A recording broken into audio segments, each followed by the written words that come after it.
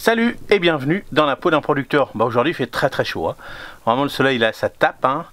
Et il n'y a pas de vent, donc c'est ou très peu de vent, mais vraiment là ça chauffe. Donc là on va visiter le petit tunnel des petits fruitiers. Rappelez-vous, j'avais tout nettoyé, tout, et je vais vous montrer un petit peu je vais vous donner des petites astuces si vous achetez des pots en ce moment, tout ça, ce qu'il faut faire, et moi ce que je vais faire, ou ce que j'ai déjà fait pour l'année prochaine, pour préparer bien sûr l'année prochaine. Allez, on y va, c'est parti. Alors, vous voyez, je peux remontrer, hein. Le tunnel, vous voyez, ça change. On a limité tout ça, on a évacué. Donc vous voyez, là on a taillé tout ça. Donc vous voyez, là les pots étaient comme ça. Vous voyez.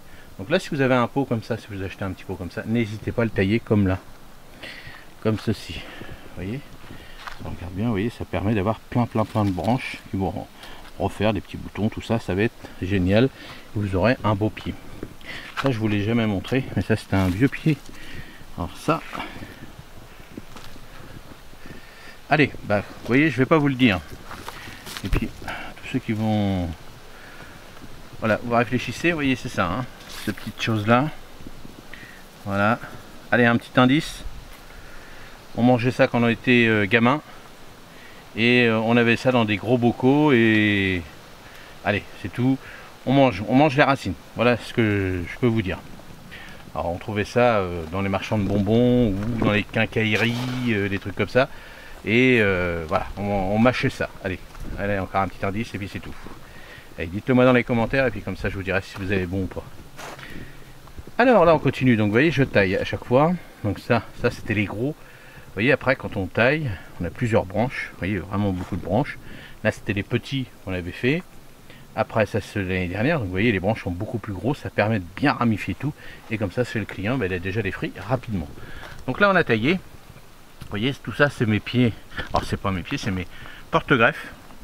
Donc là c'est les pruniers, donc j'ai tout taillé pour qu'ils se ramifient puisqu'on avait raté, hein. Vous voyez normalement on avait greffé ici, on a raté, donc hop, on regreffera ici, on va voir si ça tient ou pas, mais normalement il n'y a pas de raison. Donc tout ça, là c'est les poiriers, là c'est les pommiers, et là c'est les cerisiers, donc on verra bien. Bon là c'est toutes les petites poupoules qui me restent encore à planter chez moi. J'ai encore des belles petites collections d'hortensias. Je vous ferai une petite vidéo sur les hortensias, vous verrez, c'est un beau petit massif d'hortensias, ça vous intéresse, et comment faire de la bouture. Bon là on a tout retaillé, vous voyez, là on a bien retaillé tous les arbres à thé, hein, ce qui sert pour faire du thé. Donc le Camellia sinensis, c'est un camélia japonais, c'est un chinois plutôt. Et voilà, là on a tout retaillé, ils seront prêts pour l'année prochaine, ils vont bien se ramifier. Et l'année prochaine, comme ils ont été taillés, ils nous feront des belles petites nouvelles feuilles pour les faire sécher, pour boire du thé. Bon là c'est tout ce que j'ai besoin pour mettre chez moi. Encore, j'ai gardé, ça j'adore ça, c'est un érable pourpre. On va voir, pour l'instant il végète parce qu'il est dans son petit pot. Bon là c'est mes myrtillers, bon vous avez vu on n'avait pas réussi les boutures, bon on en refera l'année prochaine, on verra bien. On va voir. Bon là on a retaillé, vous voyez, donc là j'ai retaillé. Donc hein, pour les, vous voyez là on a les plus gros. Donc si ça donne des fruits, on retaille. Voilà, comme ça après. Une fois que ces branches là ont donné des fruits, vous taillez. Comme ça vous permet d'avoir des grosses framboises, des énormes framboises. Alors tout ça c'est pour, bien sûr la taille c'est surtout pour les variétés remontantes, c'est-à-dire qui donnent plusieurs fois dans l'année. Les variétés non remontantes, voilà, vous taillez soit à l'automne, soit au mois de mars, comme vous voulez, mais là, ces variétés-là, moi, c'est comme ça que je fais. On taille à chaque fois que les tiges ont donné des fruits. Une fois que c'est fini, hop, je taille à ras et ça redonne beaucoup de fruits de l'autre côté. Et surtout, les framboises sont très grosses. Là, on a retaillé un peu. Alors, vous avez vu hein, que j'avais pas mal de soucis avec les groseilliers. Donc là, on a tout retaillé. On a retaillé d'une bonne moitié. Là, à côté, ici, c'est les groseilliers à macro. Ils ont souffert aussi.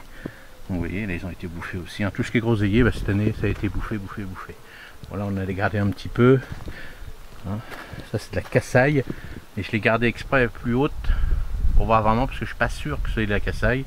Donc comme ça, l'année prochaine, ils me feront des fruits s'ils ne sont pas bouffés avant. Donc voilà là, le reste, on a tout retaillé.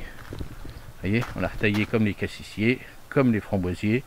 On a retaillé. Bon, là, ça reste des arbustes, mais ça permet de bien d'être ramifiés. Malgré qu'ils sont bouffés quand même, mais ça va. On a tout bien retaillé, comme ça on est tranquille. Et ça, c'est ce que je savais plus, parce que l'étiquette était barrée. Et là normalement ça c'est de la cassaille normalement, mais je suis pas sûr, donc je les ai laissés, vous voyez, je les ai pas taillés et on verra l'année prochaine. Et une fois que je saurai que quand je verrai le fruit, hop, je retaillerai de plus de moitié pour être tranquille. Et voilà, je m'en remets sous le petit tunnel, il fait tellement chaud, et surtout pour pas avoir de l'ombre, pour pas avoir du soleil dans la figure. Donc voilà le petit tour hebdomadaire, on continuera. Bon là ça va se calmer, hein. Je surveille encore sur les chenilles, mais comme il n'y a plus de feuillage, il n'y a plus de chenilles. Bon voilà, et puis ils sont vite repérables par les petits oiseaux s'il y en avait. Pas de pucerons pour l'instant, donc ça va, à part les chenilles. Cette année c'était les chenilles, vraiment franchement là, donc c'est pour ça que j'ai taillé, et l'année prochaine je mettrai un filet anti, parce que c'était un petit, alors le problème c'est qu'il normalement il pond dans la terre, et après le petit insecte s'envole, donc si je mets un filet puis qu'il est déjà dans les pots, ils pondront en dessous, donc je sais pas trop, on va voir comment on va faire, comment on va se goupiller, mais il faut trouver une solution naturelle. Allez, si vous en avez une, dites-la moi, hein, en sachant qu'ils pondent dans la terre, donc dans la terre des pots. Donc si je mets un filet dessus, lui va s'envoler sous les filets, il fera son petit boulot, il fera ses chenilles, puis après s'il meurt, c'est pas grave, il aura déjà fait son job. Donc comment on peut faire? Allez, merci, à la prochaine, salut!